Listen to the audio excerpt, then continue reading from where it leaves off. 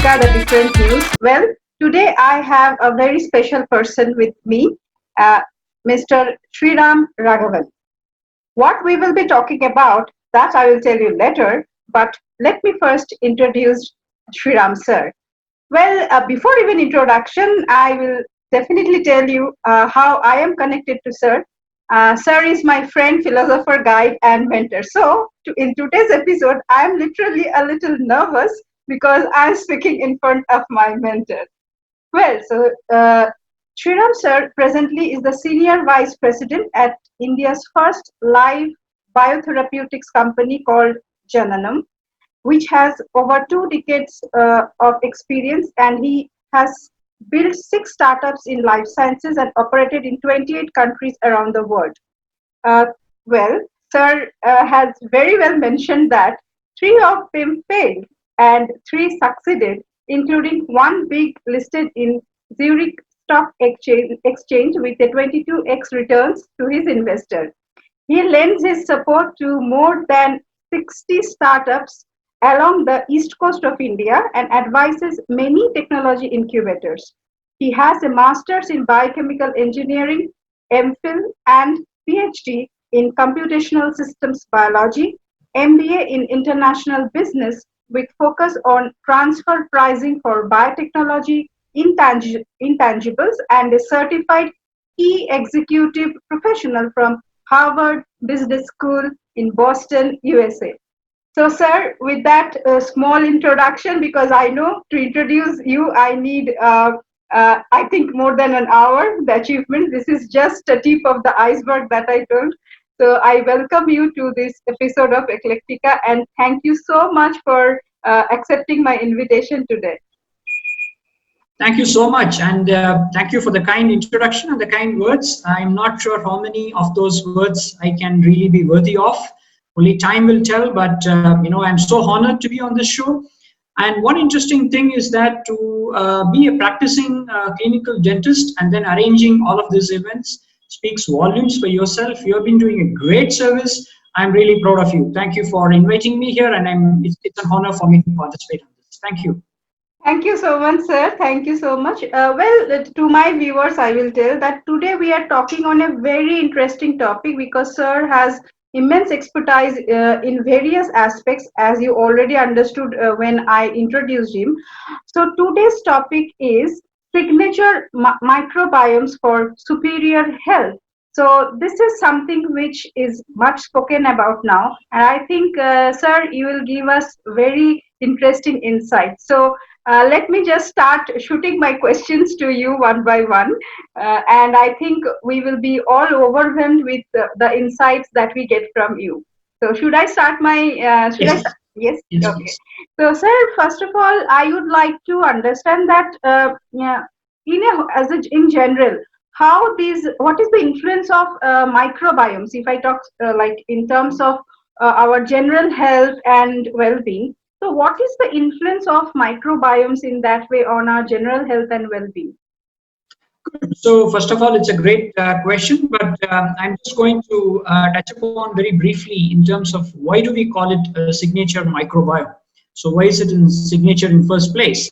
So if you look at over the last 5 years, just in the 60 months, there is a specific field that is garnering a lot of attention and that is often touted as the newest organ in the human body. So about 12,000 papers have been published in just in those 60 months, as you can imagine. So our human body is made up of about 40 trillion cells, but we have 3 times more microbial cells than this number. So imagine if you were to compare, I mean, of course, this is an age of entrepreneurship. Imagine if you need to compare the human body as a company or an industry, we human cells are actually a minority shareholder, and these microbiomes are the majority shareholders. So what are these microbiomes exactly? Of course, they're bacteria, but they also include fungi, viruses as well. Yes, you heard that as well. Close to 7% of our genetic makeup is actually borrowed from viral genomes as well. But all of these are like an Amazon jungle with enormous diversity as a key striking differentiating element. Now, this can be compared to a fingerprint that are unique to each human being and often referred to as signature microbiome. So this is similar to your fingerprint that you actually have very uniquely. Also, even during one's lifetime, the composition of microbiome constantly changes. It evolves and gives us the critical survival edge of adaptability. As you know, natural selection dictates that it's not the strongest that survives the selection pressure, but the most adaptable that survives it. And these microbiomes give us the edge. Thank you, sir. That was fascinating to know. I mean, I think we generally just study or speak about microbiome, but we don't relate things in that way. And it was fantastically you have expressed that thought of yours. And I think it's really a promising area also when we talk about the research and development. Well, sir, coming to the next question. So, let me just ask you that what if you can just suggest or if you can tell us what would be the key food ingredients or daily in terms of daily intake where or whether I must put it like that, like what exactly we should take daily so that there is an influence on the microbiome, or is there something like this that really happens? So I just wanted to know about that. Good, great question. So before that, let's answer your previous question, which is still remaining, which is like, why should we even bother about these microbiomes? I mean, so what if we are comprising of so many different, trillions of microbial cells? So just some quick thought on that before we come back on the food element. So, as you heard previously, me citing that we are actually the minority shareholders in our human body, and there are a lot more microbial cells than our own cells. But they are also controlling four key information superhighways. Of course, I'm taking the risk of oversimplifying here. But if you were to look at these information superhighways, the networks where information passes within our body, the first one is the gut-brain axis, which we often call as gut feeling. The second one is gut-lung axis on the respiration. The third one is gut-endocrine axis. The fourth one is gut-immune axis. And these four information axes together are called the quad axis. And they are also called the golden quadrilateral within us, so on how information is being passed.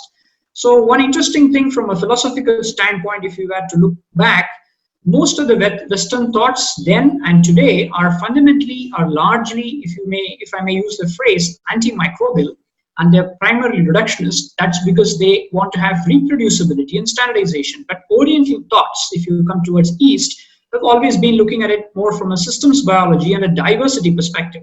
We want all forms of life in a fine balance. We don't want to have one over the other. So there is no question of trading there. So if you had to look at an ancient traditional medicine systems of any part of Asia, be it India, China, etc., the approach is very clear. And in fact, they have led the personalized pharmacogenomic approach in their own style. But then the question is, how do we handle these microbiome and how do we control? What should we eat? That's what your next question was. And that's very interesting because here, if you see, when we eat, we often forget about these little creatures inside us. We try to satisfy and appease ourselves. So when we have our food, the components that are not digestible by us humans are actually passed on to these microbes in our gut. So, we have been calling them as fibers, but then there are a lot of change of definition in the last 5 years. So till date, we have been thinking of fibers as just good for bowel movement.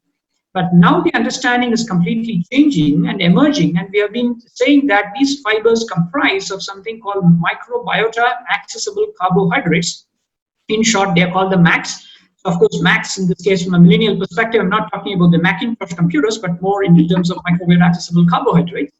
But there are two factors that are important here to support good microbiomes with MACs. One is the richness and content of the MACs, and second is the diversity and variation in MACs. Why? Because we have a lot of microbes within us and also varying microbes in each of the families within us. So based on this rationale, we often call this actually as alpha and beta diversity.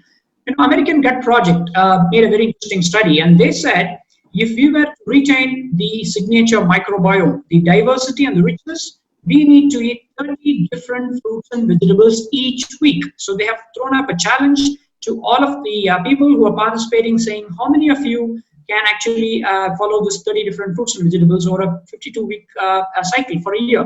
So this becomes very challenging for us because we are not used to doing that. But then people ask, what's wrong with the on-market products? I actually go to a supermarket and buy, but there are three problems there. One, we call probiotics. They are often just one or two specific microbes, which often disturbs the gut balance. Number two is that there is something called prebiotics and fibers in the market, but they lack diversity. So they're often derived from a single source, be like psyllium husk, etc. And then the third, most often stuff that you will see in the supermarket are processed foods, which are completely removed in the name of refinement. They have taken away all these mats and they've thrown it out. I mean, I jokingly used to tell to my many of my colleagues saying that the cows and the cattle and the goats, they actually eat the products that we throw away and they're healthy, whereas we human beings are sick eating the refined food. Correct. You are absolutely right.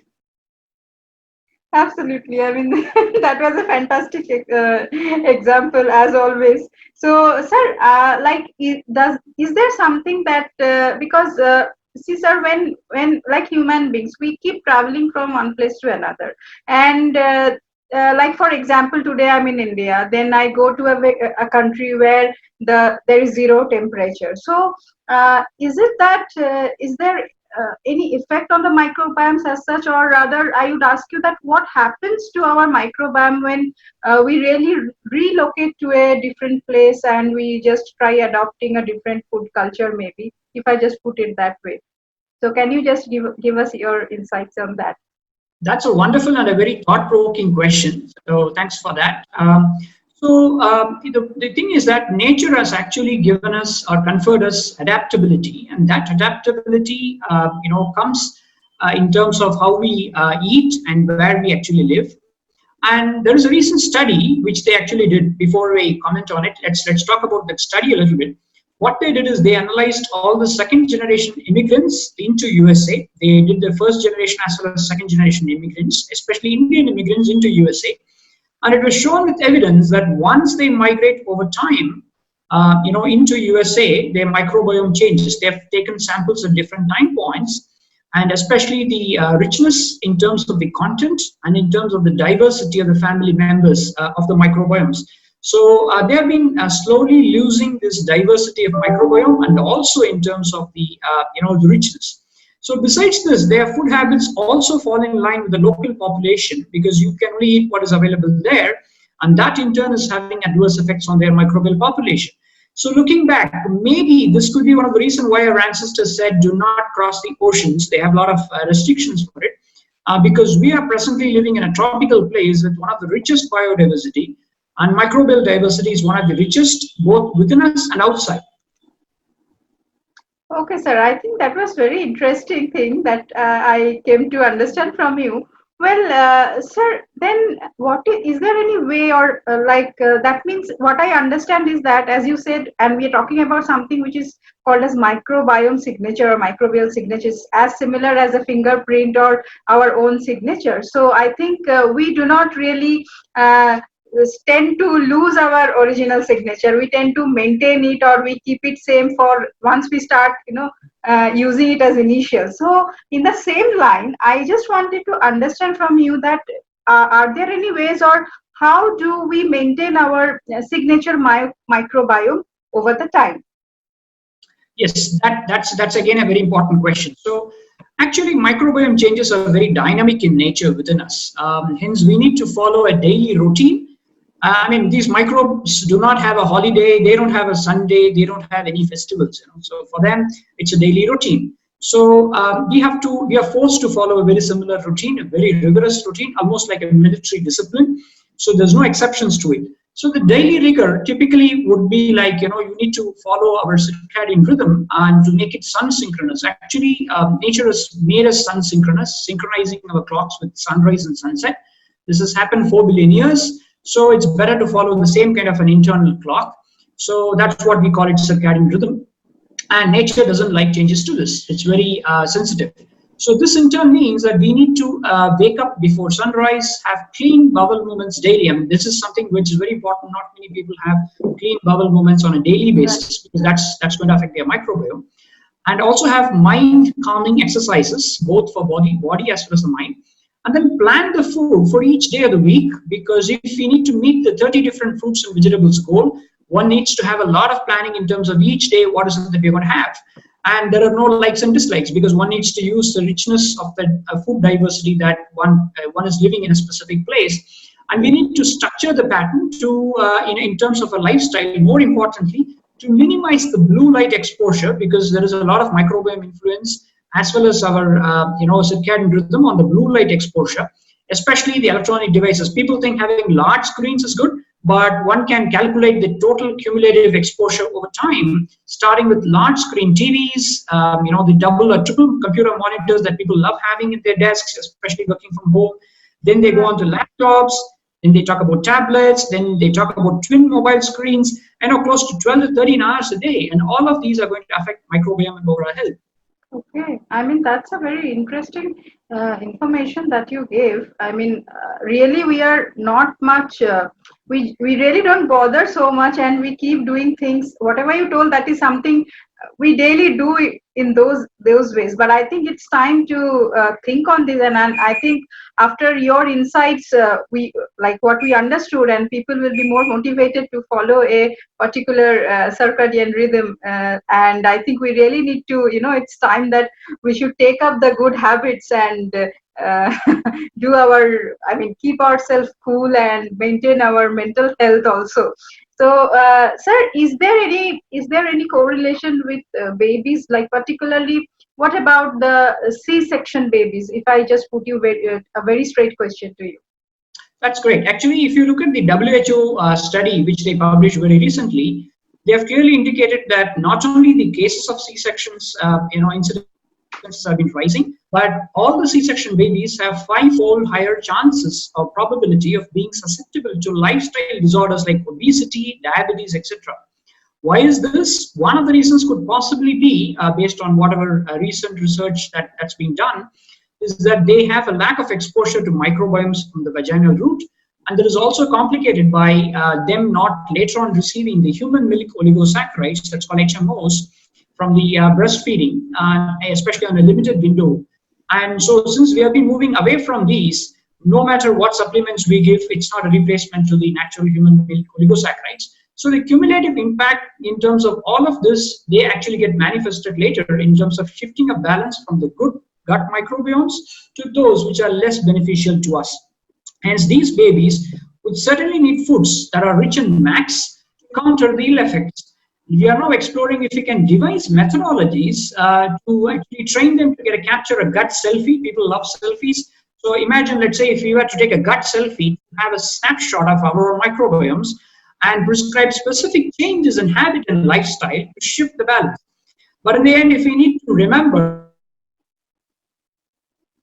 this entire carefully built choreography out of order and cause significant damage to us in the long term. That was fantastic, sir. That was amazing to know from you. I mean, that's as usual, like how you enlighten me, and I think today all the people are getting enlightened by your inputs and insights.